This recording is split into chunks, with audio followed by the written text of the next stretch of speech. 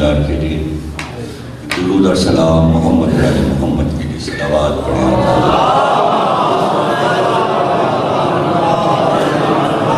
1433 ہجری شہر ولایت علی، 5ویں تقریر آپ حضرات امام بارگاہ خیال میں سماعت فرما رہے ہیں۔ گفتگو ہے کہ ولایت علی دین کے لیے کیا اہمیت رکھتی ہے اور کیا عظمت ہے۔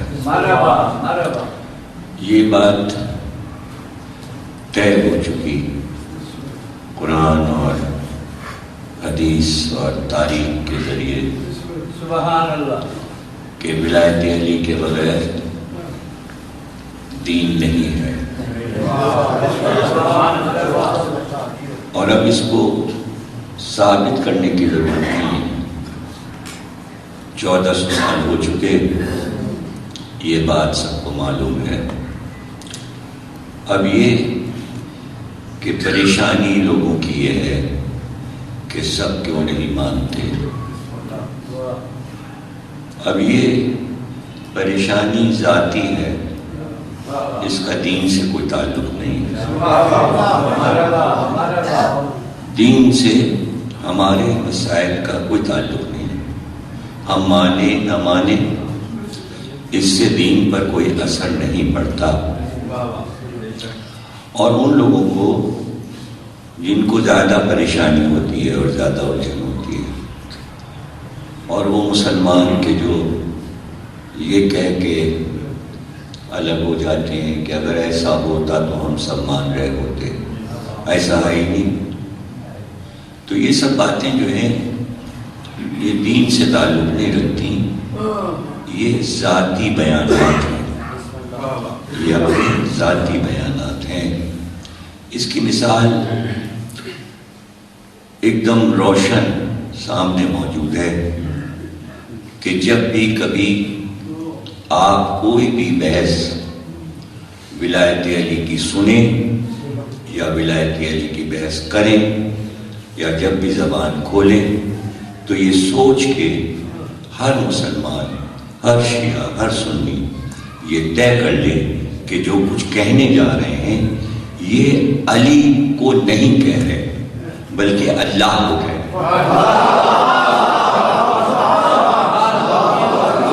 اگر اعتراض کر رہے ہیں تو آپ اللہ پہ اعتراض کر رہے ہیں، اگر آپ اعتراض کر رہے ہیں تو رسول اللہ پہ اعتراض کر رہے ہیں۔ علی نے خود تو یہ نہیں کہا کہ مجھ کو خلیفہ مان لو، علی نے تو نہیں کہا، علی نے تو نہیں اعلان کیا، علی نے تو نہیں کوئی ایسا کہ دعویٰ کر دیا ہو۔ نہیں، یہ قرآن کہہ رہا ہے، یہ اللہ کا حکم ہے۔ اللہ کے حکم پر سرکار دو عالم نے عمل کیا، اعلان سرکار نے کیا علی کے لیے۔ تو اب یہاں پر جب بھی آپ کوئی بھی بات ولایت علی کی کریں گے، اچھی یا بری، یہ سوچ کے کریں کہ آپ اللہ کے بارے میں کہہ رہے ہیں، علی کے بارے میں نہیں، اللہ کے بارے میں۔ اس لیے کہ آپ اللہ اور نبی سے علی کو الگ کیوں کر رہے ہیں؟ ولایت علی کوئی الگ چیز تھوڑی ہے کہ اس پہ بحث ہو رہی ہے، کہیں اوپر سے ادھر ادھر سے تھوڑی آ گئی ہے۔ وہ ایک تسلسل ہے لا الہ الا اللہ کا، وہ توحید کا ایک بہت بڑا ثبوت ہے۔ بغیر ولایت علی توحید ثابت ہی نہیں ہے۔ اگر بغیر ولایت علی کے لوگ اللہ کو مان رہے ہیں تو غلط کام کر رہے ہیں، اگر بغیر ولایت علی کے رسول کو مان رہے ہیں تو غلط کام کر رہے ہیں۔ یہ سب غلطیاں ہو رہی ہیں اور یہ قبول نہیں ہو رہی، اس لیے کہ یہ ایک تسلسل ہے۔ اب رہ گئے یہ کہ تمام 73 فرقوں نے ولایت علی کو کیوں نہیں مان لیا، تو پھر آپ نے اعتراض کس پہ کیا؟ یہ ولایت علی پہ اعتراض نہیں ہوا، یہ اللہ پہ اعتراض ہوا۔ یہ ڈائریکٹ، یعنی جو بات بھی آپ منہ سے نکالیں گے علی کے لیے وہ ڈائریکٹ براہ راست اللہ پہ جاتی ہے، اور جب آپ اللہ پہ اعتراض کریں گے تو کفر واقع ہو جائے گا۔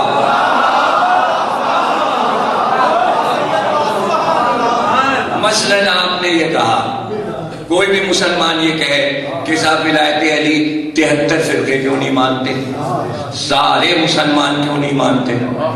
تو اب میں کہتا ہوں کہ یہ جو اللہ نے اپنا نبی بھیجا تھا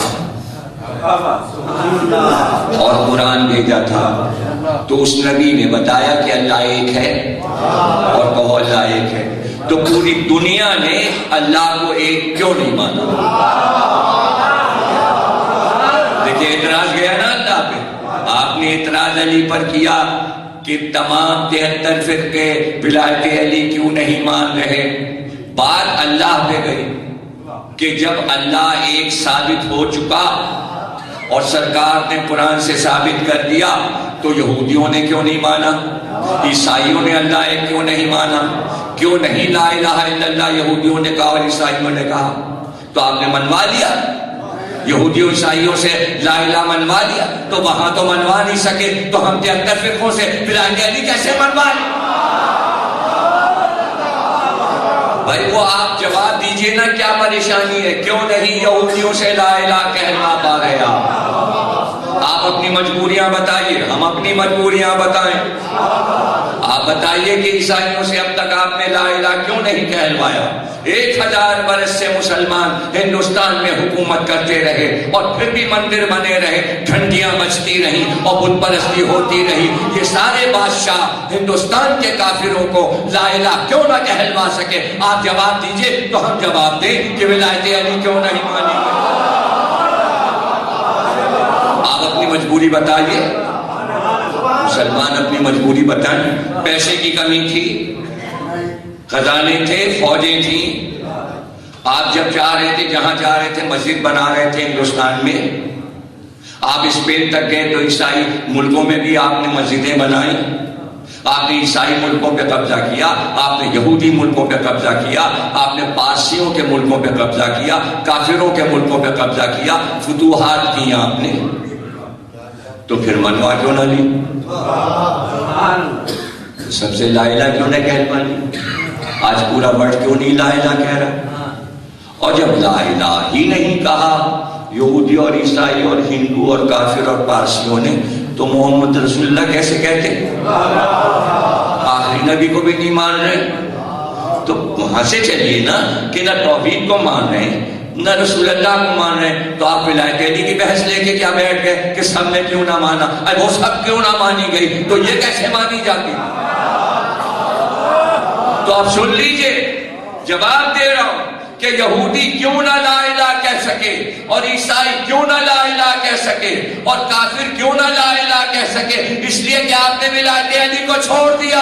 اگر غدیر خم علی کو مان لیتے پوری دنیا لا الہ کہتی۔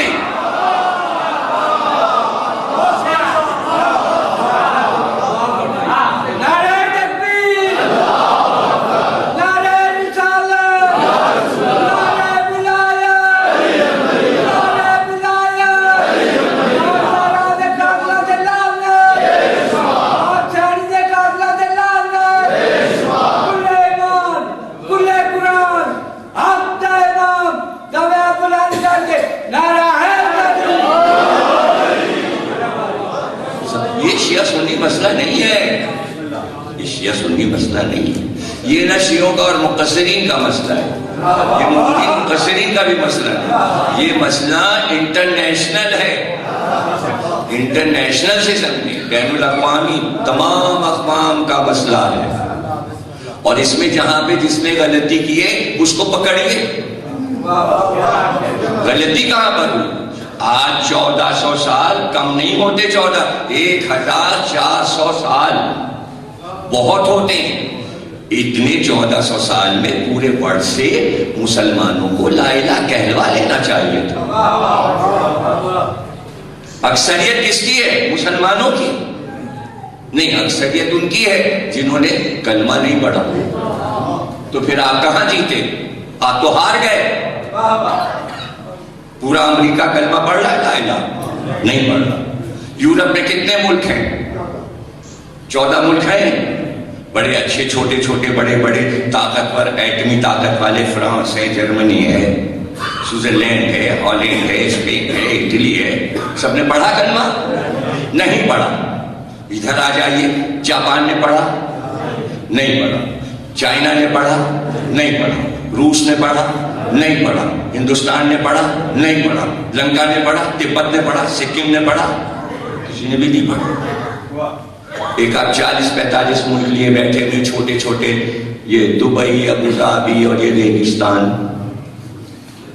اس میں کچھ لوگ ہیں جو لا الہ کہہ رہے ہیں، اور اس میں بھی اکثریت وہی لوگ بھرے ہوئے ہیں جو لا الہ نہیں کہتے. بزنس ان کا ہے، بلڈنگ ان کی ہے، اور پیٹرول کا قبضہ بھی انہی کا ہے، اور انہی کی فوجیں پڑی ہوئی ہیں مشرکوں کی، اور وہ تو لا الہ نہیں کہہ رہے. آپ نے دوستیاں کیوں کی ہیں؟ جب وہ لا الہ نہیں کہتے تو آپ نے اتنی پکی دوستیاں کیوں کی؟ اپنا سارا پیٹرول تو آپ ان کے ہاتھ بیچ رہے ہیں جو کافر ہیں، جو اللہ کو نہیں مانتے، جو رسول اللہ کو نہیں مانتے. اس سے بڑی پکی دوستی ہے، اور ہم سے نہیں ہے. ہم بڑے دشمن ہیں، ایران بڑا دشمن ہے، اس لیے کہ ولایت علی پر ہے. اور جو کافر ہیں، مشرک ہیں، ان سے سب سے پکی دوستی ہے. اس کا جواب ہے کسی کے پاس؟ کوئی جواب نہیں. جب جواب نہیں ہے تو اب ولایت علی کے مسئلے کو سمجھ لیجیے. اگر آپ غدیر خم کو مان لیتے تو آج 1400 سال کو بہت زیادہ ہے، بہت زیادہ ہے. 4.5 سال میں علی پورے ورڈ سے لا الہ کہلوا دیتے. آپ کہیں گے ثبوت، تو ثبوت سن لیجئے، سن لیجئے. 13 برس مکے میں رہے سرکار، تو صرف کتنے لوگوں نے لا الہ کہا؟ اتنے لوگوں نے کہا جتنے ہجرت کر کے آئے. اور مدینے کے رہنے والے انصار نے کہا، پورے عرب نے کہا، نہ یمن نے کہا، نہ عراق نے کہا، نہ شام نے کہا، سب کافر. اور بدر کی لڑائی سے لے کر فتح مکہ تک سارے ملکوں میں لا الہ ہو گیا. یہ 10 برس میں لا الہ کیسے ہو گیا؟ تو ایک ہی ذوالفقار تھی نا، وہی ذوالفقار تھی نا. تو پورا عرب کہنے لگا لا الہ، پورا عرب کہنے لگا. فتح مکہ کے بعد حکم دیا سرکار نے مولا علی کو، نکل جاؤ گھوڑے پہ بیٹھ کے، کوئی جائے ساتھ یا نہ جائے، تم اکیلے جاؤ، اور جہاں جہاں تمہیں بت خانے نظر آئے توڑتے چلے جاؤ، توڑتے چلے جاؤ، توڑتے چلے جاؤ، توڑتے چلے جاؤ. اور علی نکل گئے. یہ جو آج جسے آپ دبئی کہتے ہیں، بحرین کہتے ہیں، یہ سب بت خانے بنے ہوئے تھے.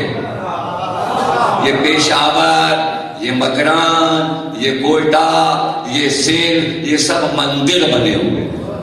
علی نے پورا دورہ کیا، بحرین تک گئے، دبئی تک گئے، شارجہ تک گئے. جہاں جہاں جائیے، شارجہ میں جائیے تو دیکھیے قدم شریف بنا ہوا ہے پہاڑ کے اوپر، تو علی کا ثبوت ہے. حیدرآباد آئے، سندھ میں آئے، قدم بنا ہوا.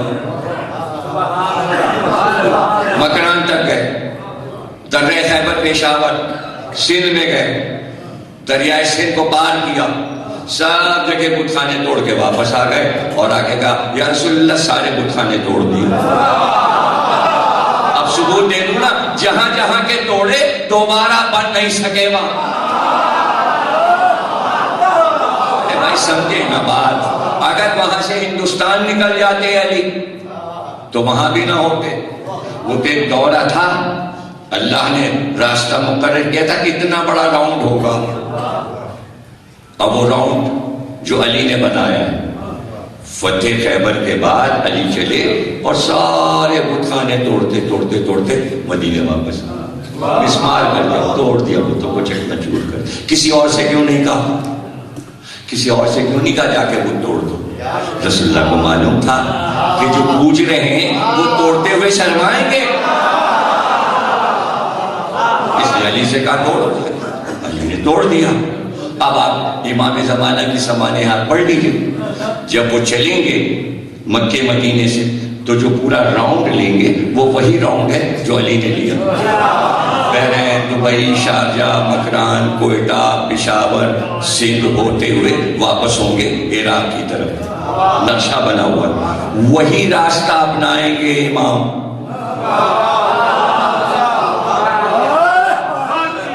سمجھ گئے نا؟ تو یہ سب چیزیں نظر نہیں ہے لوگوں کی. یہ ہے سارا مسئلہ. تو وہ توڑ دی. تو 10 برس میں اتنے بڑے 46 ملک جو مسلمان لیے بیٹھے ہیں، یہ علی کے قدموں کا صدقہ ہے. ہے نا؟ اب رسول اللہ کی وفات کب ہے؟ 10 ہجری میں ہے. اور علی کی کب ہے؟ 40 ہجری. 10 سے 40 کتنے برس ہوئے؟ 30 برس. 30 برس علی کو موقع دے دیتے تو جس نے 10 برس میں 46 ملک اسلامی بنوا دیے، تو 46 کو 3 گنا کیجئے. 10 برس میں 46 بنایا علی نے، اور مزید 10 برس میں کتنے؟ 46 اور 46 اور پھر 46 جوڑیے. ارے اردو بولو، ہمیں انگریزی نہیں. 138 ملک پورے ورلڈ کے لا الہ کہنے لگتے. آپ نے علی کا وقت خراب کیا. 3.5 برس کسی کو دے دیا بڑے میاں کو، 10 برس کسی اور کو دے دیا، 13 برس کسی اور کو دے دیا. کیا اکھاڑ لیا؟ کیا کر لیا؟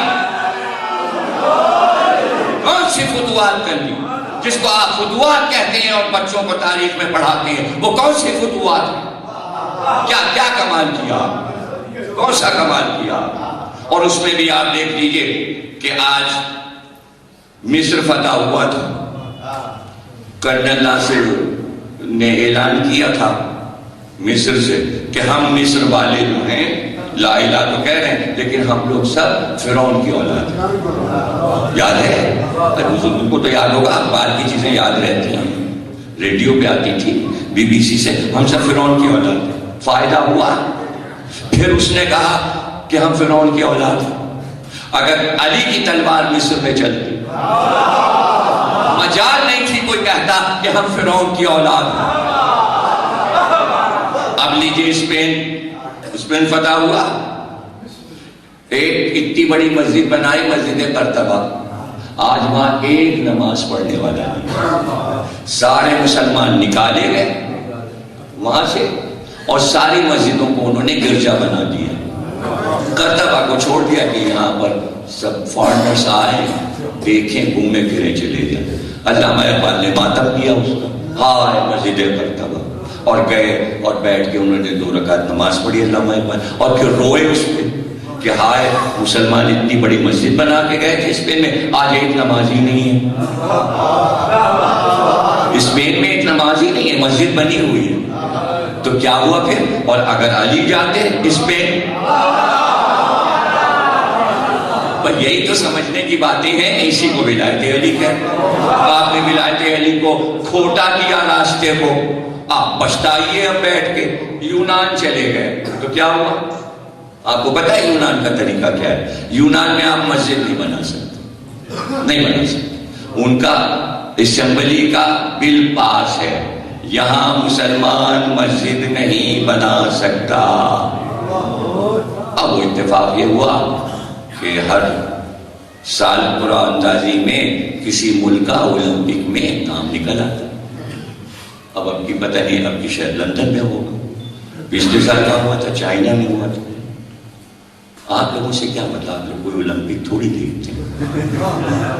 آپ کو نہیں پتا نا، مومنین کو تو بچوں کو معلوم ہوگا کہ ہر سال اولمپک گیمز ہوتے ہیں. اس کے بانی کون ہیں؟ یونان والے. کئی ہزار برس پہلے انہوں نے ایک مشعل جلائی تھی. وہ مشعل لے کے سب بھاگتے ہیں، دوڑتے ہیں، اور بجھے گی نہیں. ہزاروں برس سے وہ مشعل جل رہی ہے. وہ کھلاڑی جو ہے وہ لے کے بھاگتے ہیں، پیچھے پیچھے پورے جلوس آتا ہے. یہ یونانیوں نے ایجاد کی تھی مشعل اولمپک گیم کے موجد. تو ظاہر ہے کہ ہمارے 46 اسلامی ملک وہ بھی گیم دیکھتے ہیں، بادشاہ دیکھتا ہے. آپ ہمارا تو دیکھ رہے ہیں. جنرل مشرف نہیں جاتے تھے اولمپک دیکھنے، انڈیا کرکٹ دیکھنے نہیں جاتا تھا صدر پاکستان. نواز شریف نہیں گئے، ضیاء الحق نہیں گئے. آپ گردن کیوں ہلا، شرم کیوں آ رہی؟ ضیاء الحق گیا تھا کہ نہیں گیا تھا؟ مشرف گیا تھا، نواز شریف گیا تھا، ہر وزیر اعظم جاتا ہے. یہ وزیر اعظم بھی گیا تھا دیکھنے کرکٹ میچ کہ نہیں گیا تھا؟ سب بڑے شوقین ہیں کھیل کود کے، اپنے نام روشن کرتے ہیں کھیل سے، دین سے نہیں. ابھی پاکستان مشہور ہے کس چیز سے؟ لا الہ الا اللہ سے نہیں، پاکستان مشہور ہے کرکٹ سے. یہ غلط ہے کہ صحیح ہے؟ تو لا الہ کہاں؟ اگر ولایت علی یہ دین لے کے آتی تو ہم دیکھتے کہ کرکٹ کی باتیں لوگ کر لیتے تو ہم جانتے. علی اجازت نہیں دیتے ان بے تکی باتوں کی، وقت ہی نہیں ملتا. علی اتنا علم دے دیتے کہ سب علم کی طرف راغب ہوتے، کھیل کود کی طرف راغب نہیں ہوتے. جو کھیل کود والے تھے وہ کھیل کود کروا کے چلے گئے، شوقین تھے کھیل کود کے تو کھیل کود دے گئے. بس وہی ہو رہا ہے. دین کا کدھر ہے دین؟ تو بھائی اولمپک، سعودی عرب، کویت، شارجہ، ابوظہبی، دبئی، سارے شیخ یونان آ گئے اولمپک گیم میں، اور سب نے وہاں یونان کے صدر سے کہا، کیا کہا؟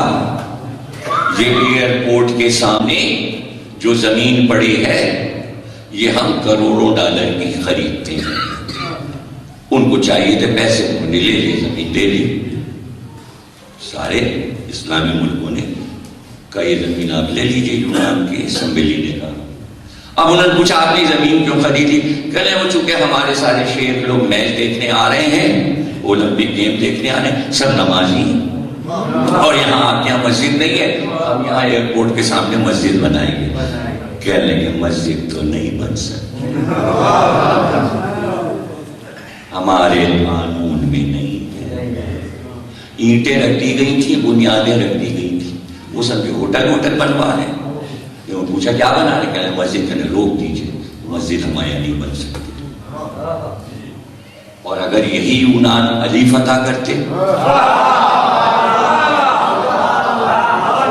آپ کہیں گے آپ تو یار خیالی باتیں. یہ ہماری شیرازی صاحب بیٹھی ہیں کہتے ہیں یار آپ اپنے دل سے جوڑ جوڑ کے مجلس سے پڑھ دیتے ہیں، نہ کوئی کتابی حوالہ دیتے ہیں، نہ کوئی آیت پڑھتے ہیں، نہ کوئی حدیث.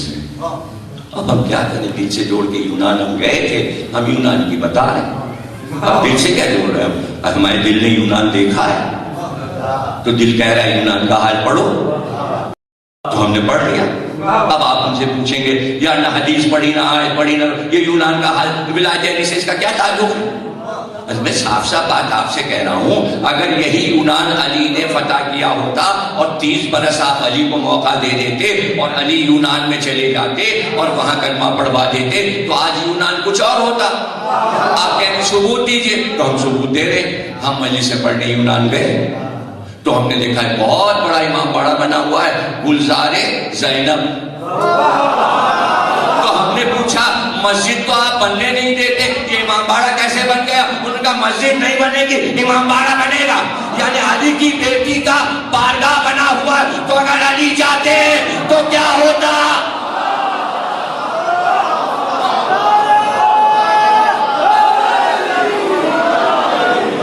آپ جا کے دیکھ لیجیے یونان میں 2 امام باڑے یونان میں بنے ہوئے. پتہ چلا امام باڑے کی اجازت دے رہے ہیں وہ اور مسجد کی نہیں دے رہے. اور جو پرانی مسجد بنی تھی مسلمانوں نے جب فتح کیا تھا یونان تو مسجد بنائی تھی. میں نے کہا بھائی وہ مسجد بھی مجھے دکھا دو. وہ تو ہوگی بنی، توڑی تو نہیں انہوں نے. کہنے نہیں توڑی نہیں، آپ چل کے دیکھ لیجیے. اب ہم کہتے ہیں یونانی عورتیں بیٹھی تھی سب. ہم نے پوچھا کہ بھائی یہ تو مسجد ہے. کہنے اب یہ مسجد نہیں، اب یہ میوزیم ہے. تو اللہ کا گھر جو مسلمان بنا کے آئے تھے وہ بن گیا میوزیم.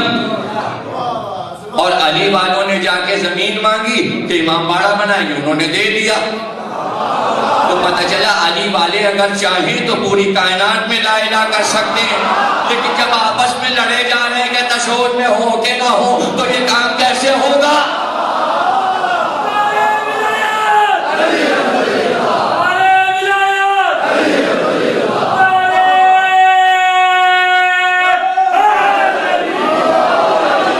صرف شیعہ پورے ورلڈ میں لا الہ پھیلا سکتا، لیکن کیسے پھیلائیں گے؟ جو پھیلانا چاہتے ہیں ان کو کچھ لوگ روک رہے ہیں، شیعہ کہہ رہے ہیں آپ ولایت علی پہ پڑھیے نا، اب جب پڑھیے نا تو پھر پھیلے گا نہیں لا الہ، نہیں سمجھے؟ لا الہ سے لا الہ نہیں پھیلے گا، کہاں سمجھ رہے ہیں یار؟ پورا پاکستان لا الہ کہہ رہا ہے تو پھیلا کے دکھا دے لا الہ، جب تک علی ولی اللہ نہیں ہوگا لا الہ نہیں پھیل سکتا۔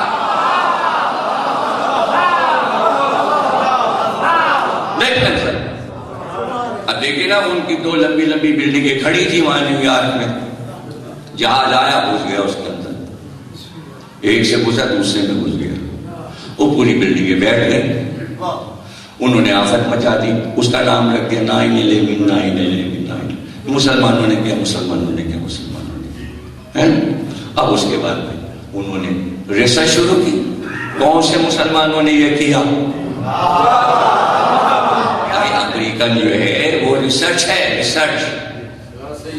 ریسرچ کرتا ہے۔ اس نے کہا کون سے مسلمان؟ ان کے یہاں خود ہی اپنے یہاں مسئلہ درپیش ہو گیا، کہاں؟ اقوام متحدہ میں سارے مسئلے ان کے یہاں درپیش ہو گئے۔ ان کا بھائی دیکھیے اس میں سارے مسلمان شریک نہیں ہیں، مسلمان ہیں 73 رنگ کے، 73 فرقے ہیں مسلمانوں۔ آیا 73 فرقوں نے مل کر یہ ٹریڈ سینٹر گرایا ہے یا کچھ مخصوص لوگوں نے؟ ان کا پتہ لگا یہ کون کون لوگ تھے، ان کا بھائی فلاں فلاں فلاں ملکوں کے لوگ تھے، اور وہ ہمارے یہاں جہاز اڑانے کی ٹریننگ لے رہے تھے، اور وہ جہاز میں گھس گئے اور انہوں نے جہاز اڑا دیے، انہوں نے جہاز یہ ٹکرا دیے، ایک پینٹاگون سے ٹکرایا، ایک ادھر ایک ادھر، ادھر 5 جہاز اڑے تھے، اور یہ ہوا تھا۔ کہا ان کا سارا شجرہ نکالی، ان کا پورا شجرہ نکلا، سب پکڑے گئے، جو بقیہ تھے وہ بھی پکڑے گئے، جو مر چکے تھے وہ مر گئے تھے، ان کا بھی شجرہ نکلا ہے۔ اور انہوں نے کہا بھائی ڈکلیئر اعلان کرتے ہیں کہ یہ کام کرنے والے وہابی مسلمان تھے،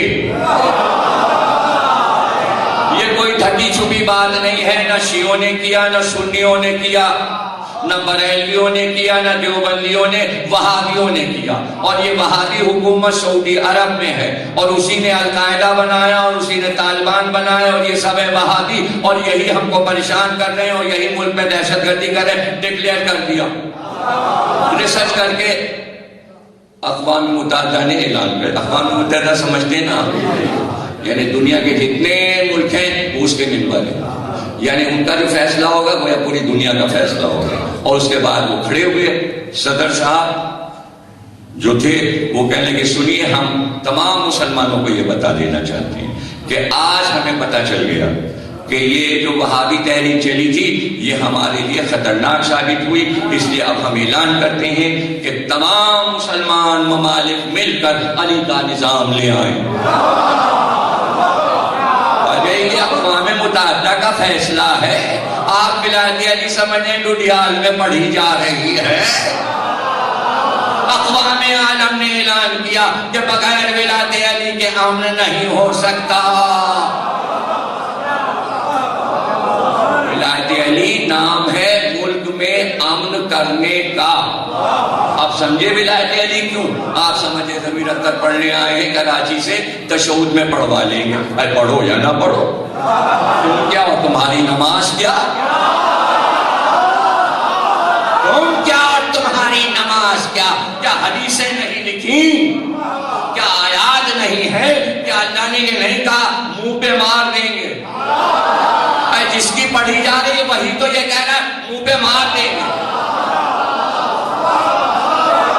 ارے کہیں کوئی ایسی آیت بھی ہے کہ ولایت علی منہ پہ مار دیں گے؟ ہے کہ نہیں ہے؟ تو کیوں منہ پہ کیوں مار دیں گے؟ وجہ تو کوئی ہو، پروردگار کاہے کے لیے منہ پہ مار دے گا؟ تیری تو پڑھ رہے ہیں، تو نے کہا ہے تو پڑھ رہے ہیں۔ کہ اس لیے منہ پہ مار دیں گے جیسے ہم کہہ رہے ہیں ویسی پڑھ رہے ہو کہ نہیں پڑھ رہے ہو.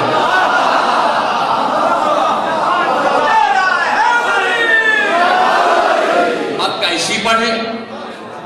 پھر ریسرچ شروع ہو گئی کہ منہ پہ کیوں مارا پروردگار؟ نہیں ایسا لگا تیری پڑھ رہے ہیں تو پھر ویسی پڑھو جیسے ہم چاہتے ہیں. تو ہم کسی اور سے نہیں پوچھیں گے, ہم اپنا ہر کام مولا علی سے پوچھتے ہیں. ہم نے مولا علی سے پوچھا, مولا علی واجب ہے, اول ہے, معراج مومن ہے, نماز کے بغیر کوئی عمل قبول نہیں, یا مولا علی یہ بتائیے کہ پوری زندگی نماز پڑھتے گزر گئی لیکن یہ کیسے پتا چلے کہ جتنی پڑھی ہیں قبول ہو گئی؟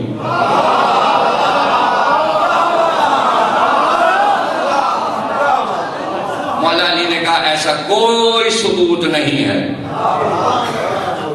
پڑھتے رہو, یہ پتا چلنا مشکل ہے کہ قبول ہو گئی. یہ تو وہی سند کیا ہے, تو ہمارے پاس کیا جواب ہوگا؟ تو ایسا کام ہم کروا لیں کہ جس کا سرٹیفکیٹ نہ ہو, تو پھر کیا ہوگا؟ تو اب سیدھے سیدھے سرکار کا بیان. سرکار نے فرمایا ہائے ہائے ہائے, میں حج کرنے گیا 1986 میں, تو میں نے خوب پڑھا حج پر جانے سے پہلے, ایک ایک باریکی پڑھی کہ بھئی حج پہ جا رہے ہیں. اب جناب اس میں کوئی عبادت ایسی نہیں ہے جس میں علماء کرام نے شک نہ ڈالا ہو.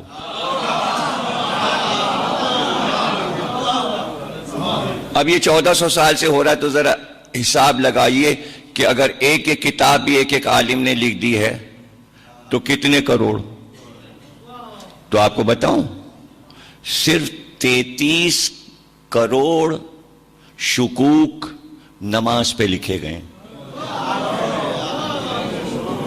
اس میں سے تھوڑے سے لکھے شکیات نماز, بورڈ بنا کے مسجد میں لگا دیا جاتا ہے.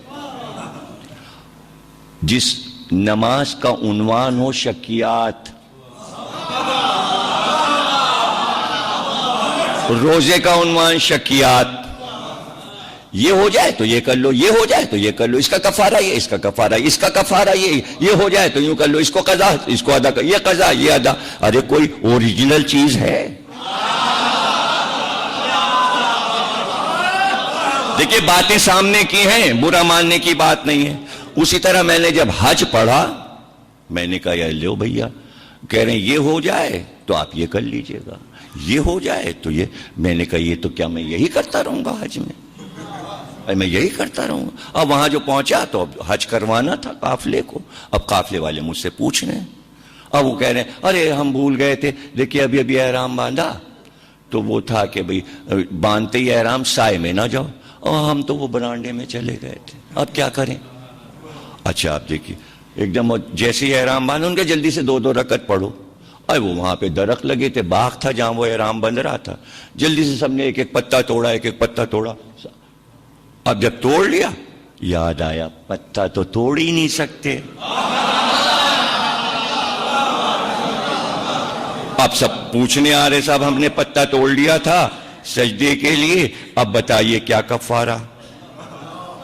اب وہ تو کہیے ہم تو بھائی کیا ہم آپ سے بتائیں کہ ہم دین کے معاملے میں کیا ہیں. اوروں سے جا کے پوچھے, وہ کہیں گے بکرا ہو گیا پیسے لائیے, بکرا ہو گیا پیسے لائیے, بکرا ہو گیا پیسے, سب پیسے جمع کرا دو, جمع کرا. اب سعودی عرب کا بکرا اور اس کی قیمت, وہ سب مولانا کے پاس جمع ہوتے ہیں. یہ کیا غلطی, ایک بکرا ہو گیا دیو پیسے. مجھے یہ سب کرنا نہیں تھا, میں یہ سب کیوں کرتا. تو میں نے سب کو ایک بات بتائی, میں نے کہا دیکھیے آپ حج کرنے نکلے, اب سنیے میں نے اپنے کارما کو حج کیسے کرایا, سن لیجئے آپ. اور جس کا دل چاہے وہ ہماری بات پہ عمل کرے, نہ کرے تو 5-6 روٹیاں کھا کے روز سو جایا کرے, زیادہ کھا لے.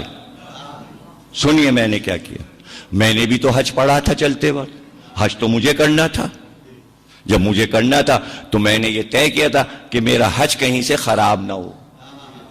تو پھر امام محمد باقر صلوات اللہ علیہ وسلم آپ نے فرمایا جو تم حج کرنے نکلے تو کسی مقام پر شک مت کرنا کہ یہ کام شکوک کی نظر ہو گیا. ہر مقام پر جو جو رکن کرتے جاؤ دل میں یہ یقین کرتے جاؤ قبول ہوا، اور بس ولایت علی کے حوالے ہر عمل کرتے جاؤ.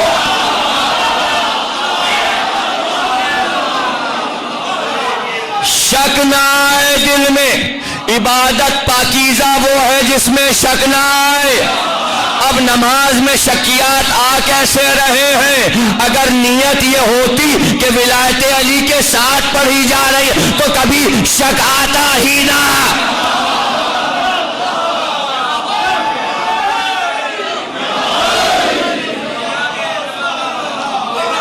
اگر شروع سے یہ بتا دیا جاتا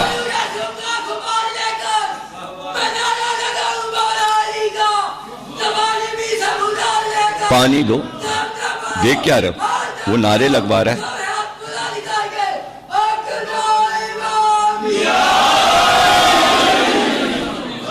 کیوں بھائی کیوں؟ بات کیسی ہے؟ میں نے امام کے قول پہ عمل کیا، میں حج کرتا چلا گیا اور کارواں سے کہا خبردار کوئی شک نہ آئے. پھر میں نے انہیں بتایا کہ میں امام کا یہ قول جو آپ کو سنا رہا ہوں اب آیت قرآن کی ہے. قرآن شروع یہاں سے ہوتا ہے الف لام میم ذالک الکتاب لا ریب. ارے جس دن دین شروع کیا تھا اللہ نے وعدہ لیا تھا شک نہیں کرو گے. یہ شک نماز روزے حج زکات میں آیا کیسے؟ یہ تو اول روز اللہ نے وعدہ لیا تھا، اس میں شک و شبہ نہیں ہے. شروع میں ہی وعدہ لے لیا تھا اللہ نے، پھر شک کیسے آیا؟ تو شک آیا کیوں؟ اللہ کے وعدے کے باوجود شک آیا کیوں؟ اس لیے کہ اللہ کی پوری بات سمجھے نہیں. اللہ نے کیا کہا؟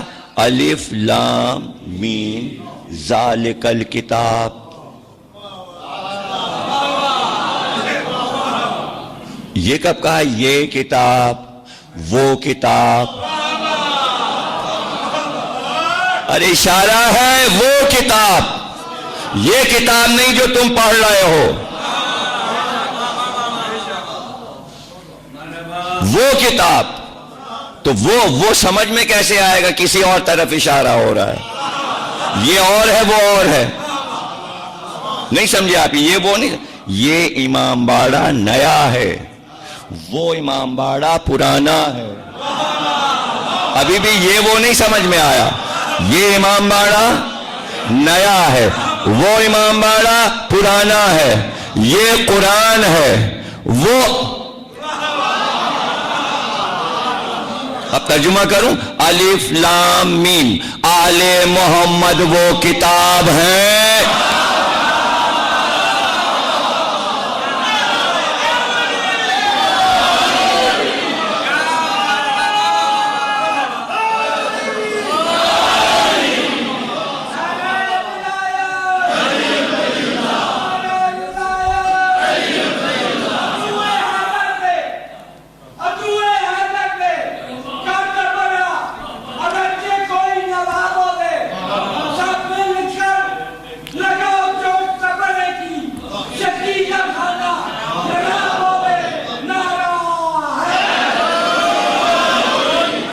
اب بھائی برسا برس سے آپ مجلسیں سن رہے ہیں، ہم سے پرانے عزادار ہیں آپ.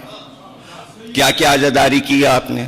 عزاداری کے جتنے رکن ہیں وہ سب آپ نے پورے کیے ہے نا.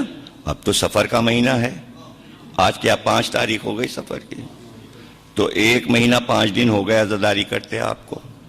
کر رہے ہیں نا؟ اور برسا برس سے کریں. اور آپ کے بزرگ کر رہے تھے، آپ کے باپ، آپ کے دادا پردادا صدیوں سے ہو رہا نا. آپ کو رکن معلوم ہے سارے، کیا کیا رکن ہیں آپ کو پتہ ہے. محرم کا چاند دیکھنے سے پہلے کیا ارکان ہیں؟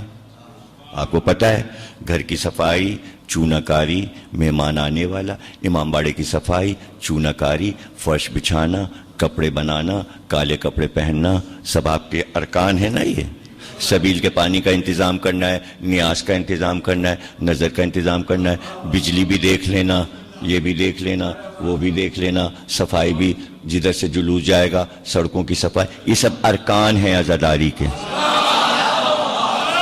ہے نا. اب اس کے بعد پہلی محرم اب یہ سنیں گے، 2 محرم اب یہ سنیں گے، 3 محرم یہ سنیں گے، پھر یہ جلوس نکلے گا، پھر جھولا نکلے گا، پھر تابوت نکلے گا، پھر علم نکلے گا، پھر عاشور ہے، پھر ذوالجناح نکلے گا. یہ سب ارکان ہے نا. پہلے دن یہ نوحہ پڑھیں گے، پھر یہ نوحہ، پھر یہ نوحہ، پھر یہ نوحہ، پھر یہ نوحہ، پھر پرسہ، پھر شام غریبہ، پھر عشرہ ثانیہ ظاہرہ، پھر اسیروں کا حال سنیں گے، پھر یہ سنیں گے، پھر یہ سنیں گے، یہاں تک کہ 8 ربیع الاول الوداعی جلوس. یہ سب ارکان ہیں عزاداری کے. قسم کھا کے بتاؤ کب سے کر رہے ہو عزاداری؟ کبھی کسی کام میں شک آیا؟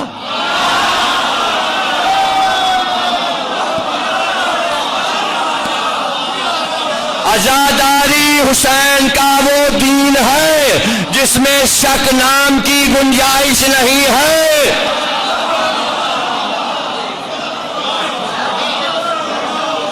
اب دیکھیے اس کے آگے گھبرا نہ جائیے گا، یہاں تک تو آپ ہمارے ساتھ ہیں.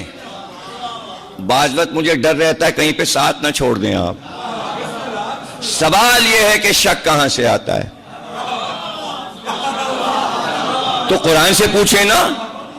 جب اس نے کہا ہم سب کو بہکائیں گے تو اسی میں تو اس نے کہا سب کے دل میں شک ڈالیں گے. تو شک اللہ کی طرف سے نہیں ہے، شیطان کی طرف سے.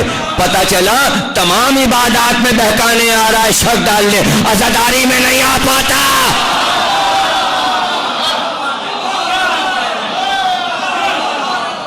یہاں نہیں آ پاتا. کیوں نہیں آ پاتا؟ یہاں آتے اس نے دیکھا یہ تو زنجیریں گھما رہے ہیں، ارے یہ تو سینے پہ ہاتھ مار رہے ہیں، میں بیچ میں آ گیا تو ایک میرے بھی پڑ جائے. لاہور پڑھنے کی ضرورت ہی نہیں. وہ کہتا بھائی شیعوں کے جلوس میں نہیں جانا، جو کر رہے ہیں کرنے دو. اور یہاں آپ نے کہا اللہ اکبر، پاس آ کے کھڑا ہو گیا. وہ پاس آ کے کھڑا ہو گیا. اسی لیے تو کہتے تلاوت شروع کرنے سے پہلے کہو لا حول ولا، نماز پڑھنے سے پہلے کہو، یعنی ساتھ ہے، ساتھ ہے. نماز پڑھنے سے پہلے بھگاؤ، تلاوت سے پہلے بھگاؤ، روزے سے پہلے بھگاؤ، حج سے پہلے بھگاؤ. تو ثبوت تو قرآن سے کہ ساتھ لیے تو آپ اس کو پھر رہے ہیں، ورنہ بھگا کسے رہے ہیں؟ بھگا کسے رہے ہیں؟ ایک واحد مقام عزاداروں کے پاس نہیں آتا. آپ کہیں گے یہاں کیوں نہیں آتا؟ ارے بھائی ثبوت ہے، اگر یہاں آ رہا ہوتا تو یہاں بھی شکوک ہوتے اور لکھا ہوتا عزاداری کی شکیات.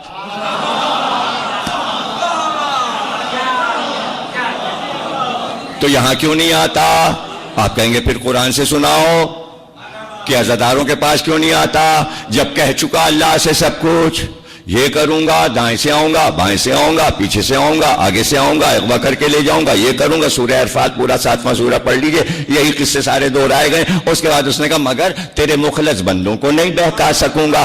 اللہ نے کہا ہاں بے شک تو ہمارے مخلص بندوں کو نہیں بہکا سکتا. ارے بھائی ماتم داری تو مخلص بندے ہیں. یہ تو اس نے وعدہ کر لیا اللہ سے کہ یہاں آئے گا ہی نہیں، اس لیے عزاداروں کے پاس آتا ہی نہیں. اب آپ ترجمہ غلط کرتے ہیں کہ مخلص سے مراد 14 معصومین ہے. اس کی کیا مجال ہے کہ وہ اپنی نجس زبان سے مخلص ان کی طرف اشارہ کر سکتا؟ وہاں کوئی گنجائش ہی نہیں تھی. وہ مخلص سے بھی افضل ہیں. ان کو آراف کی بلندی پہ رجال کہا گیا ہے. وہ رجال ہیں، 14 معصوم رجال ہیں، ان کے شیعہ مخلص ہیں. پھر نہیں سمجھ رہے آپ؟ 14 معصوم رجال ہیں، رجل ہیں، رجال ہیں، اور ان کے ماننے والے مخلص ہیں. آپ کہیں گے کہاں سے لائے؟ سورہ اعراف میں لکھا ہے کہ اعراف کی بلندیوں پر قیامت کے دن وہ انوار نظر آئیں گے. اللہ کہتا ہے ہمارے رجل آپ کہیں گے یہ رجل کیا ہوتا ہے؟ تو خیبر میں رسول اللہ نے کہا کل رجل کو علم دیں گے.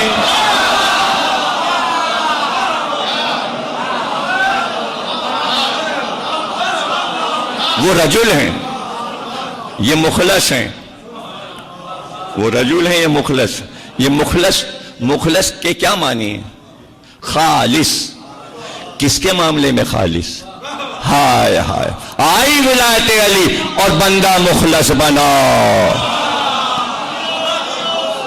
ارے بھائی اس وقت تک وہ خالص نہیں ہے جب تک لا الہ اور محمد رسول اللہ کہہ رہا ہے. ادھر اس نے کہا علی ولی اللہ اور وہ مخلص ہو گیا. مخلص ہو گیا. تو بھائی تبلیغ کی ذمہ داری دیکھیے، اللہ نے کہا اب نبوت ختم، اسی نبوت کو قیامت تک جانا. یہی محمد کی نبوت کنٹینیو رہے گی. بیچ میں نہ نبی آئے گا نہ کتاب آئے گی، لیکن اس کو کنٹینیو کرے گا کون؟ یہی نبوت جاری و ساری قیامت تک رہے گی، لیکن اس کا نفاذ کون کرے گا؟ ولایت علی. ولایت علی. اب سوال یہ ہے کہ کنٹینیو نبوت چلی جا رہی ہے سرکار کی، اور ولایت علی نے اس کو سفر کو آگے بڑھایا ہوا ہے. اسے مہدی تک جانا ہے. ولایت علی سے ولایت مہدی تک، ولایت علی سے ولایت مہدی تک نبوت محمد کا سفر ہے.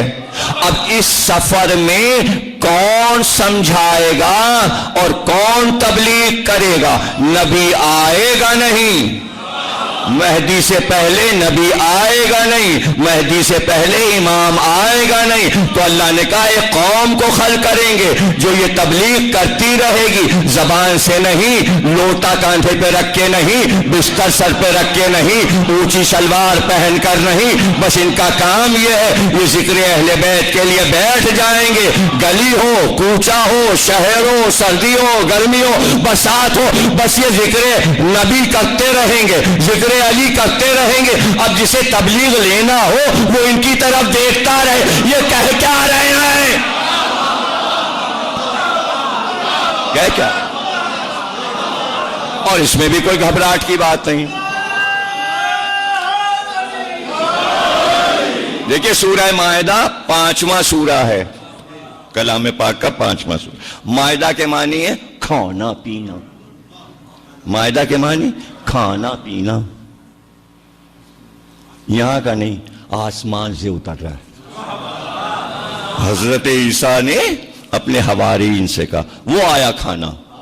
مائدہ پورا خان بولتے، خان مائدہ یعنی سجا ہوا خان پوش. پہلے زمانے میں تھا، اب ختم ہو گیا سسٹم. اب ٹرے ویرے آ گئی ہیں. پہلے ایک لکڑی کا اتنا بڑا گول خان بنا ہوتا تھا. خان، اس میں ایک طرف ڈونگا رکھا ہے، قلیہ، سالن، گوشت، آلو پڑا، ایک طرف شیرمال، ایک طرف شامی کباب، ایک طرف بریانی. یہ والی بریانی نہیں، کراچی والی نہیں، کیوڑا پڑا ہوا، خوشبو آ رہی ہے، زردہ، بہترین زردہ. وہ کون سا؟ سیلا چاول، دہرادون والا، اس کا زردہ. اور بیچ میں جناب ساری چیزیں، چٹنی وغیرہ رکھی، سجا دیا. پورا اتنا، پوری فیملی کا ہے، 10-12 آدمیوں کا. اس پہ خوبصورت سا کپڑا ڈال دیا، اس پہ لچکا گوٹا لگا ہوا، کرن لگی ہوئی ہے اور جھالر لگی ہوئی، نیا نیا بالکل چمچم. نوکر کو دیا، وہ گیا فلانے گھر پہ دیا، فلانے گھر پہ دیا. یہ مجلس سے پہلے ہر گھر میں پہلے تبرک بڑھ جاتا تھا، اسے کہتے تھے خان. وہ سر پہ لیے چلا جا رہا ہے. اسی کا ترجمہ ہے مائدے کا. وہ آسمان سے اترا، اسی کی سنت ہے یہ تبرک، جو مائدہ آسمان سے اترا تھا. اس میں ہر طرح کے کھانے رکھے ہوئے تھے. تو 5واں سورہ مائدہ. اب عجیب بات ہے، ولایت کی جتنی آیتیں ہیں سب سورہ مائدہ میں. کھانا کھانا کھانا. اب تو نہیں بھولو، کھانے والی بات تو ساری یاد رہتی ہے. رکوع میں انگوٹھی دی، اسی سورے میں آیت. علی ولی، اللہ ولی، نبی ولی، علی ولی. رکوع میں زکوٰۃ، اسی میں آیت. اسی میں یا ایھا الرسول بلغ.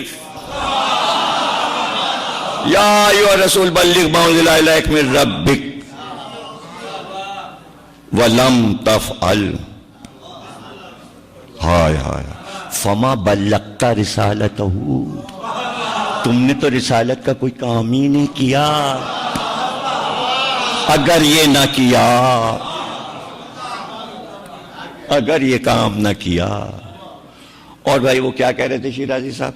یا سے موقع لوگوں کے شر سے، اور اس کے آگے کی شیرازی صاحب بھول گئے. کہنے لگے ہم تو وہ من الناس تک پڑھتے ہیں. اے میں نے کہا آگے کی تو پڑھیے. آج صبح ہم نے بلا کے قرآن تک کیے پر ہم نے کہا شیرازی صاحب رات آپ کہہ رہے تھے کہ اس میں کافر کہاں ہیں؟ یا آپ نے ممبر پہ کیسے کہہ دیا کہ کافروں کے شر سے محفوظ رکھے گا؟ میں نے کہا تو آگے کہنا ہاں یہ تو ہم نے پڑھی نہیں. یہ ہمارے شیرازی بھائی کہنے لگے. ہم مقصر کی بات تھوڑی کر رہے ہیں، اے ہم اپنے شیرازی بھائی ذاکر کی بات کر رہے ہیں. کہنے یہ والی تو پڑھی نا، اب یہ آگے کی جو انہوں نے نہیں پڑھی وہ پڑھتے ہیں آج. کیا ہے وہ بھائی؟ لا یہدی القوم قوم الکافرین. یہ لفظ کافر آیت میں کہاں سے آ گیا؟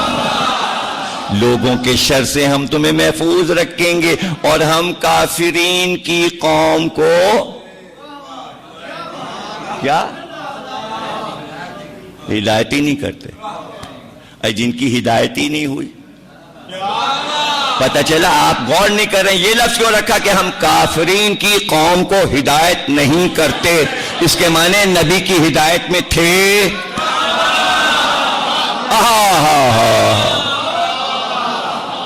ورنہ کافر سے ہدایت کا کیا واسطہ؟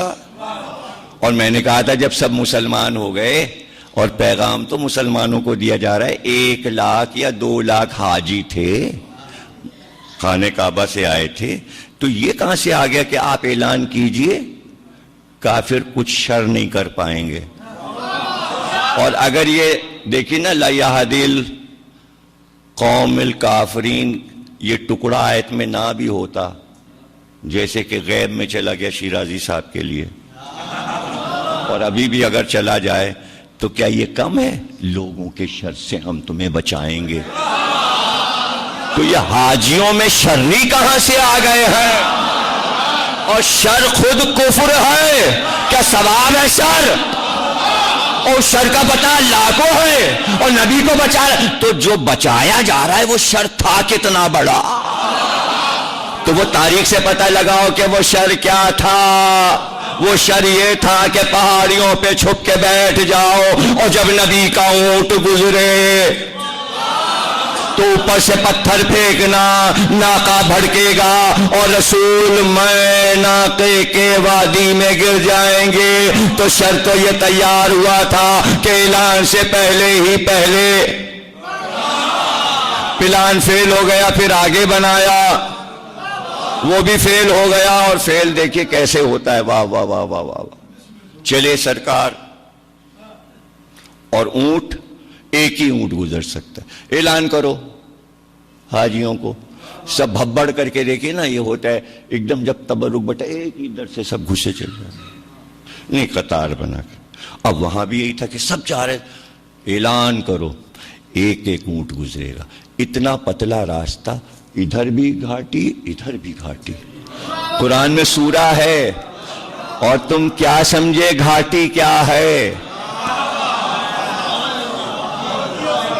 ارے سورہ ہے، تم کیا سمجھے گھاٹی کیا ہے؟ اندھیرا بالکل، ہاتھ کو ہاتھ نہیں سجائی دے رہا، اتنا اندھیرا. اب وہ اونٹ دیکھیے یوں یوں چل رہا ہے. اب آپ کو اگر دیکھنا ہے کہ اونٹ کیسے چلا، اب 14 سال کے بعد کیسے دیکھیں گے آپ؟ میں ترکیب بتاتا ہوں آپ کو دیکھنے کی. آپ کے گھر میں پلنگ ہے؟ بول ہی نہیں ہے لوگ. 12-14 تو زوار صاحب کے گھر میں، جتنے ہمارے مہمان ہیں سب کو ایک ایک ملی ہوئی ہے.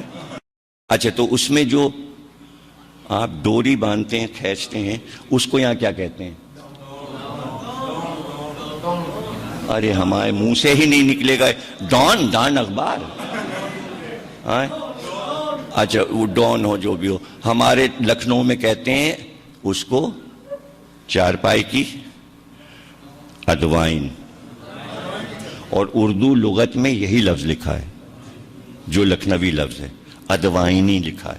اب اس کا کوئی کچھ نام آپ رکھ لیجئے, ہمیں نہیں پتا کہ ڈوڈھیال میں کیا نام ہے اور پتوکی میں کیا نام ہے اور بھائی پھیرو میں کیا نام ہے اور ڈسکا میں کیا نام ہے, مجھے نہیں. جو لغت میں لکھا ہے وہ بتا رہا ہوں. ادوائن. آپ کے گھر میں طوطا پلا ہے؟ کسی کے گھر میں تو ہوگا. زوار بھائی گھر میں تو آج دیکھا میں نے طوطا ہے, سب کے یہاں ہوگا.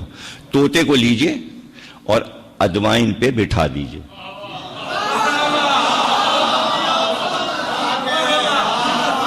آپ دیکھیے وہ کیسے چلتا ہے. اسے کہتے ہیں ادوائن پہ طوطا چلنا. یہ محاورہ ہے, یہ بتانا تھا. تو وہ اتنے سنبھل کے چلتا ہے کہ گر نہ جائے, گر نہ جائے. ایک طوطا بیٹھا ہوا تھا الگنی پہ جس پہ کپڑے ڈالتے ہیں, اور اس کے دونوں پیروں سے ڈوری لٹک رہی تھی, ایک ادھر سے ایک ادھر سے. ایک صاحب آئے, انہوں نے صاحب خانے سے پوچھا, بھئی یہ کیسا طوطا ہے, یہ ڈوریاں کیوں لٹک رہی ہیں؟ کہنا یہ تو بڑے کمال کا طوطا ہے جناب. ادھر کی ڈوری کھینچیے تو یہ شوکت رضا شوکت کی مجلس سنانے لگتا ہے, اور ادھر کی ڈوری کھینچیے تو عقیل محسن کی مجلس سنانے لگتا ہے. اور یہ کہنے لگے ایسا تو طوطا ہی نہیں دیکھا. اب وہ طوطا دیکھے بیٹھا ہوا ہے, آپس میں باتیں ہو رہی ہیں میزبان اور مہمان میں. تو وہ کہنے لگے اچھا اگر دونوں ڈوریاں کھینچ لی تو کیا ہوگا؟ تو اس سے پہلے کہ وہ بولتے طوطا کہنے لگا پاگل ہو گیا, گر نہیں جاؤں گا میں. تو طوطا ہوتا سمجھدار ہے. اچھا جیسے آپ کے یہاں طوطا سمجھدار ہوتا ہے, عرب میں اونٹ سمجھدار ہوتا ہے. اب اس کو پتا ہے وہ سرکار کی اونٹنی ہے اور ہماری پشت پہ رسالت ہے.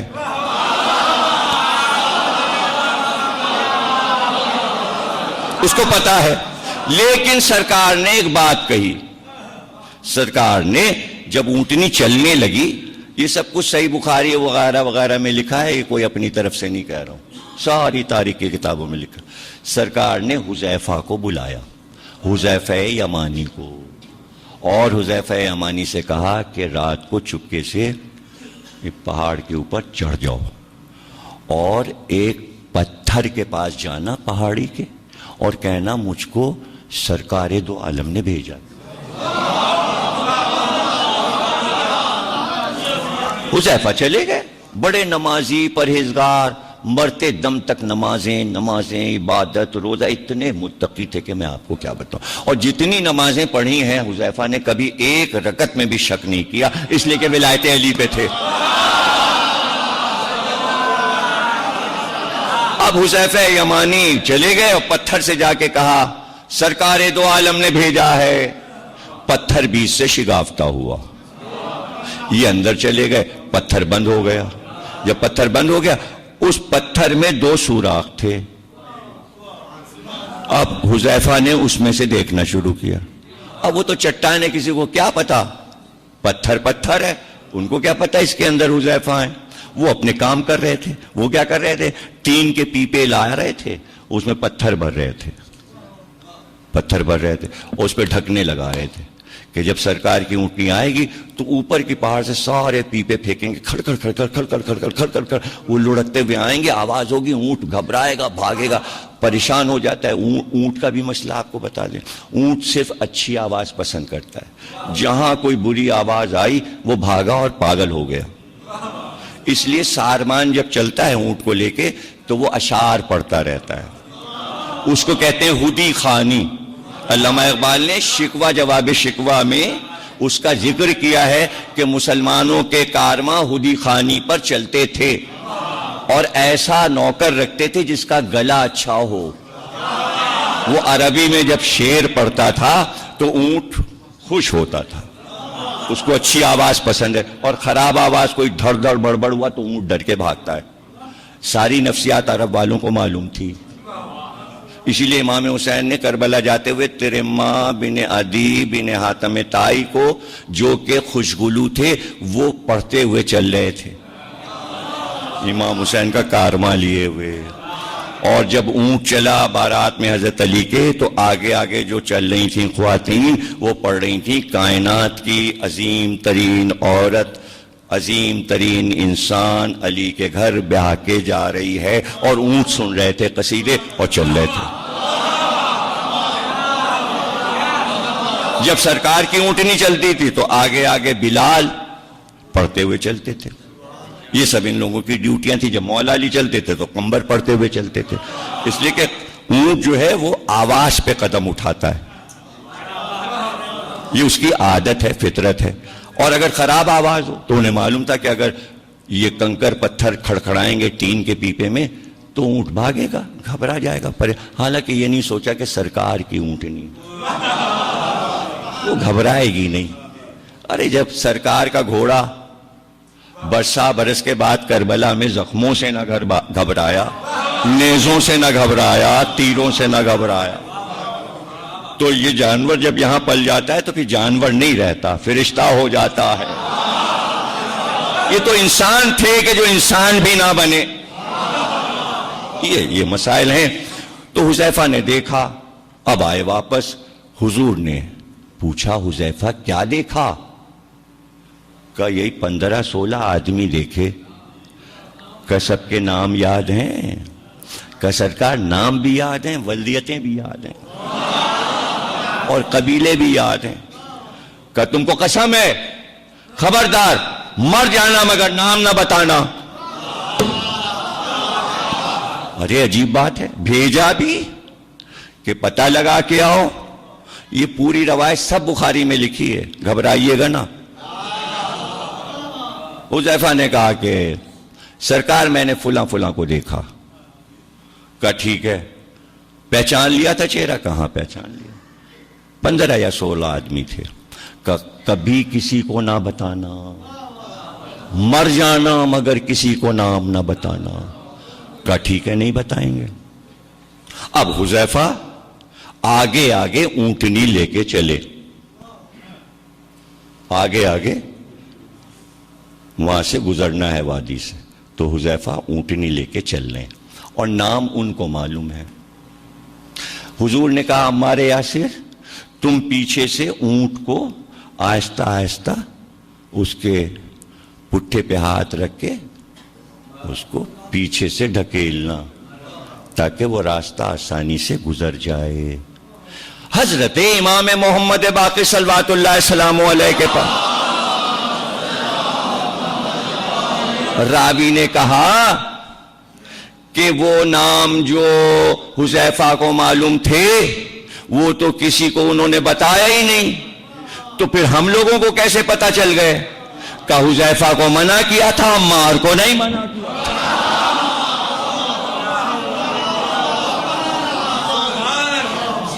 اب یہ تو مسئلہ رہ جائے گا نا کہ عمار کو کیوں نہیں منع کیا اور حذیفہ کو کیوں منع کیا؟ تو بس آخر تقریر میں سن لیجئے کہ حذیفہ کو کیوں منع کیا، اسی میں ہے لطف منع کرنے میں۔ اب حذیفہ آئے واپس۔ اب جب واپس آئے تو سرکار نے کہا کچھ لوگوں نے یہ کام کیا تھا کہ ہماری اونٹنی کو بھڑکانا چاہتے تھے غدیر خم کے بعد تاکہ ولایت علی لوگوں تک نہ پہنچ سکے۔ اب بھی لوگ یہی کوشش کر رہے ہیں، انہیں 15-16 کے ساتھ ہیں، سمجھے نا آپ؟ اب جناب علی جب سرکار کا وصال ہو گیا تو حذیفہ کا ایک ہی کام تھا، نماز پڑھی اور مسجد میں بیٹھے، گھر ہی نہیں جاتے تھے۔ حذیفہ بیٹھے ہوئے ہیں، گویا ڈیوٹی لگی ہے ولایت علی کی۔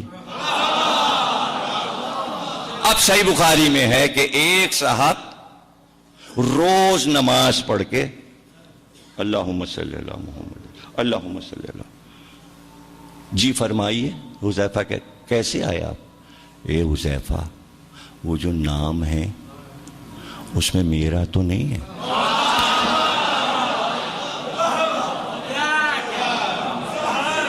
ابھی بہت ہے، آگے بہت ہے، کل عرض کروں گا، یہ تو تقریر ختم ہو رہی ہے، آخری جملہ کہنے جا رہا ہوں۔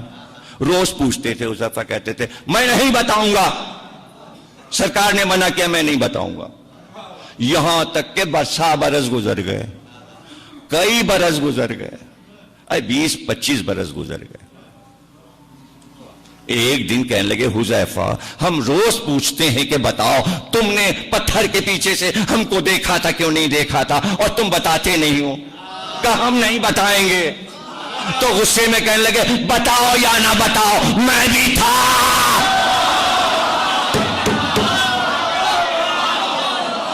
اب سمجھے کہ سرکار نے کیوں منع کیا تھا. ارے جرم وہ ہے جو خود بولے. ولایت علی نہ ماننا وہ جرم ہے کہ مجرم خود بولتا ہے.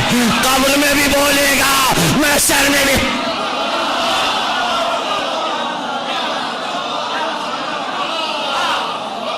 آپ سلامت رہے. تقریر ختم ہو گئی. یہ شہزادی کی آواز تھی جو دربار میں گونج رہی تھی. یہ ہے تیرا انصاف. عام من العدل. اسلامی حاکم تو عادل ہوتا ہے. یہ تیرا عدل ہے. اور دلیل دی شہزادی نے کہ فتح مکہ کے روز جب سب گرفتار ہوئے تھے تیرے باپ دادا تو میرے جد رسول کے قدموں سے لپٹے ہوئے جوتے کو چاٹ رہے تھے, اور اس وقت ہمارے جد نے کہا تھا جاؤ معاف کیا. طلقا آپ تم آزاد کردہ ہو, غلامی میں لے کر آزاد کر دیا. تو آزاد کردہ رسول اس غلام کی اولاد ہے, اور یہ تیرا یہ انصاف کہ تیرے خاندان کو میرے دادا نے معاف کر دیا اور تو نے عبد المطلب کی بیٹیوں کو کھلے سر دربار میں بلایا. لیکن شہزادی فرما رہی اور بہت تسلی اور صبر کے ساتھ فرما, اور اس کے بعد جملہ فرمایا کہاں ہاں میں تجھ سے انصاف کی امید کیسے کروں, اس لیے کہ تیری دادی نے جنگ احد میں میرے جد حمزہ کا جگر چبایا, تو انصاف کیسے کر سکتا ہے. اور اس کے بعد فرمایا کاش کہ تو دیکھتا کہ کربلا میں ہمارے بزرگوں کے اوپر کیسے مظالم ہوئے. اگر تو دیکھ لیتا تو اپنے ہاتھوں سے اپنے دانتوں سے انگلیوں کو کاٹتا اور جنگل میں نکل جاتا. ہم وہ مظالم دیکھ کر آ رہے ہیں. ہاں ہمارے یہ بزرگ اپنے قدموں سے چلتے ہوئے شہادت گاہ کی طرف چلے گئے, لیکن تو پچھتائے گا. اور وہ دن کہ جب محشر میں ہم آئیں گے اور ہمارے سامنے تجھے مجرم کی طرح لایا جائے گا تو اللہ کی بارگاہ میں پناہ نہیں پائے گا. اور اب تیری زندگی کے دن تھوڑے سے رہ گئے. محلن محلہ ولا تخش جہلا. اب یہ تیری بزم اجڑنے والی ہے, یہ تیرا مجمع منتشر ہونے والا ہے. وہ دن آنے والا ہے کہ تیری حکومت کا خاتمہ ہو جائے گا. بس یہ خطبہ جو دیا تو اس نے خیزران کی چھڑی کو ہاتھ میں لے کر ایک بار خان پوش کی وہ جو چادر پڑی تھی ہٹایا اور ایک چمکتا ہوا موتی نظر آیا. ایک بار اس نے چھڑی سے اشارہ کر کے کہا اے حسین ابن علی, تمہارے دانت بڑے خوبصورت ہیں, تمہارا دہن بڑا خوبصورت ہے. ایک بار صحابی زید بن ارقم اٹھا اور اس نے کہا چھڑی کو ہٹا لے, میں نے دیکھا ہے کہ ان ہونٹوں پر رسول اللہ اپنے ہونٹ رکھتے تھے.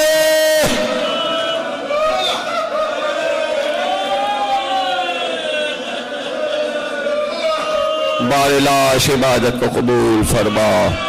ہمیں کوئی غم نہ دینا سوا غم حسین کے بحق محمد اور آل محمد. تمام مومنین کے گھروں کو آباد رکھ. پروردگار ان کی سرپرستی میں ان کے بچوں کو ولایت علی پہ قائم رکھ. بلاؤں کو دور فرما, مصیبتوں کو دور فرما, ملک کو مستحکم فرما. بانی اشرا کو خیر و برکت عطا فرما. بحق محمد اور آل محمد امام زمانہ کا ظہور فرما, تاجیل فرما.